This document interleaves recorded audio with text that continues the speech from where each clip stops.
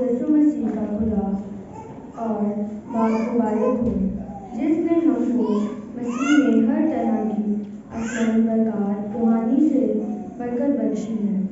اسی نے ہم کو بنائے علم سے بیشتر اس میں چنا تاکہ ہم اس کی نگاہ میں محبت میں پاک اور بے عیب ہوں۔ اسی نے اپنی مرضی کے نیک ارادے کے موافق یسوع مسیح میں مبتلا ہونے کے لیے ہمیں بیشتر سے مقرر کیا ہے، تاکہ اس کے اس جلالی فضل کی تعریف ہو جو اس نے ہمیں الموجود میں عطا فرمائی۔ اس واسطے میں بھی اس ایمان کا جو تم خداوند یسوع پر لاتے ہو اور اس محبت کا جو تم تمام مقدسوں سے رکھتے ہو، حال سن کر اپنی دعاؤں میں تمہیں یاد کر کے تمہاری بابت شکر کرنے سے باز نہیں آتا کہ ہمارے خداوند یسوع مسیح کا خدا جو جلالی باپ ہے تمہیں حکمت اور مکاشفہ کی روح بخشے، تاکہ تم اس کو پہچان لو اور تمہارے دل کی آنکھیں روشن ہو جائیں، تاکہ تم سمجھ لو کہ اس کے بلاوے میں کیا ہی امید ہے اور اس کے جلال کی وہ میراث جو مقدسوں کے لیے ہے کیا ہی غلط ہے۔ پاکلام کا بڑا اور سناتا ہم سب کا پیسہ اور دریا کی آموز پر اور تمام زمین پر چلی ہوئی اور ہر عمر اور ہر قوم پر میری حکمرانی کی، اور میں نے اپنی طاقت سے بڑوں اور چھوٹوں کے دلوں کو پامال کیا، اور ان سب میں نے آرام کی تلاش کی، اور میں خداوند کی میراث میں رہوں گی۔ تب تمام چیزوں کے خالق نے مجھے حکم دیا، اور جس نے مجھے بنایا اس نے میرے مسکن کو اپنی آرام کا مقرر کیا۔ ہماری تلاوت کا بڑا سنانا سب کے لیے کرتا ہوں۔ مسیح میں میرے عزیز بھائیوں، میرے عزیز بہنوں اور پیارے بچوں، آج ہم مجوسیوں کی عید منا رہے ہیں۔ کیا منا رہے ہیں؟ مجوسیوں کی۔ اور آپ کو یہ عید بہت زیادہ مبارک، کیونکہ اس عید میں ہم صرف مجوسیوں کو یاد نہیں کرتے ہیں یا اس واقعے کو یاد نہیں کرتے، بلکہ ایمانی اس مضبوطی کو پاتے ہیں جو خداوند چاہتا ہے کہ ہم حاصل کریں۔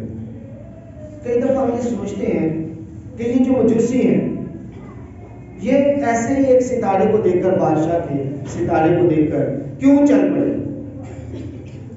اب بادشاہ کو دیکھنے کے لیے ایک بادشاہ پیدا ہوا، ٹھیک ہے جی، دنیا میں ایک بادشاہ پیدا ہوا، تو بادشاہ کے گھر میں تو اولاد پیدا ہوتی رہتی تھی، اس وقت ایک ہی تو بادشاہ نہیں تھی، جگہ جگہ پہ مختلف بادشاہتیں قائم تھیں، لیکن اس کے باوجود آپ دیکھیں کہ یہ ستارے کو دیکھتے ہیں اور ستارے کے پیچھے چل پڑتے ہیں۔ وجہ، ریزن کیا ہوئی؟ کون سی ایک نئی بات ہے؟ کئی لوگ یہ سوچتے ہیں وہ ستارہ تھوڑا ہٹ کے تھا اور اس وجہ سے وہ نکل پڑے، یا اس ستارے میں کوئی بات تھی، انہیں لگا کہ یہ ستارہ اس طرح کا ستارہ ہے کہ ہم اس کے پیچھے چلیں۔ دیکھیں، جب تک بیک گراؤنڈ میں کچھ ہو نہ، کوئی بندہ بھی کسی کام کو کرنے کے لیے تیار نہیں ہوتا۔ آپ کو جب تک کوئی نشان دیا نہ جائے، آپ اس نشان کے پیچھے کبھی بھی نہیں بھاگتے۔ اگر ہیرودیس کے پاس یہ جاتے ہیں تو ہیرودیس جانتا ہے کہ مسیح نے آنا ہے، پہلے سے تورات، زبور، اصحاف انبیاء پہلے سے یہ بتا رہے ہیں کہ کسی نے آنا ہے۔ ایک بادشاہ مسیح پیدا ہوگا جب تمام کائنات پر کیا آ جائے گا؟ امن آ جائے گا، امن کا شہزادہ اس دنیا میں آئے گا، وہ جانتے ہیں، تو اس وجہ سے وہ انتظار بھی کر رہے ہیں، یہ سوچ رہے ہیں کہ کنواری حاملہ ہوگی، وہ اپنی بیٹیوں کو کنوارا رکھنے کے لیے سوچ بھی رہے ہیں، کر بھی رہے ہیں، کیونکہ پتہ ہے کہ کنواری حاملہ ہوگی اور اس کے भेजा होगा। अब मजूसियों को कौन सी ऐसी बात थी जिसने इस बात के लिए मजबूर किया कि वो इस सितारे के पीछे चले? कौन सी ऐसी बात उनके अंदर मौजूद थी? कौन सी ऐसी बात उन्हें बताई जा रही जिस बात को लेकर वो चल पड़ते हैं? मैं कई दफा कहता हूं कि जितने भी मज़ाहब हैं, वो चाहे खुदावंद की तरफ से है, चाहे इब्लीस की तरफ से है, तमाम मज़ाहब में एक चीज कॉमन है, और वो ये है कि एक शैतान दिखाया जाता है और एक खुदा दिखाया जाता है, और दोज़ख के मुतालिक बताया जाता है और जन्नत के मुतालिक, फिरदौस के मुतालिक बताया जाता है। अच्छे लोगों के लिए अच्छा मुकाम और बुरे लोगों के लिए बुरा मुकाम। तो अब क्या है कि ये जो मजूसी हैं, ये पूजा करते थे आग, और ये एक भगवान को मानने वाले लोग थे। ये कहते थे कि एक ही खुदा है, और वो खुदा जो है रोशनी के जरिए, आग के जरिए हम पर क्या होता है, जाहिर। अब इनमें एक बात थी, ये जो मानते थे जिस बंदे को या जिसको ये खुदा कहते थे, उसका नाम था आहूरा मज़दा, और ये उसको मानते थे। ये कहते थे आहूरा जो है वो खुदा है जिसने पूरी कायनात को बनाया है, और इस कायनात को खराब कर दिया है आर्यमन ने। अब आर्यमन मीन शैतान, इब्लीस। अब शैतान ने इस कायनात को क्या कर दिया है, खराब कर दिया है। आर्यमन ने सारे के सारे माहौल को बर्बाद कर दिया है। हर तरफ कत्लो गारत है, मसाइल हैं, परेशानियां हैं, दुख है, तंगियां हैं, तकालीफ हैं, और ये कहते हैं कि आहूरा ने ये वादा किया हुआ है कि मैं एक शख्स को भेजूंगा जो अमन लेके आएगा, उसकी पैदाइश से अमन आ जाएगा, सुकून आ जाएगा, और जिस शख्स को भेजना है उसका नाम है सायशन। अब वो कहते हैं कि सायशन जब आएगा तो पूरी दुनिया में क्या आ जाएगा, आराम आ जाएगा, सुकून आ जाएगा, इत्मीनान आ जाएगा। और जब ये सितारे को देखते हैं तो वो सितारा इनके मुताबिक, इनके मजहब के मुताबिक, इनकी तालीमात के मुताबिक वो सितारा उसी का है जिसके मुताबिक इन्हें बताया जा रहा था कि वो जब आएगा तो पूरी दुनिया में क्या आ जाएगा, सुकून आ जाएगा, पूरी दुनिया में क्या आ जाएगा, इत्मीनान आ जाएगा, और फिर लड़ाई झगड़े नहीं रहेंगे, फिर परेशानियां नहीं रहेंगी। आज जो आप दुख उठा रहे हैं, आज जो आप पर परेशानियां आई हैं, जो सारी दुनिया ने आपको दबाया हुआ है, वो सब कुछ बहाल हो जाएगा। वो आएगा तो सब कुछ क्या करेगा, बहाल करेगा।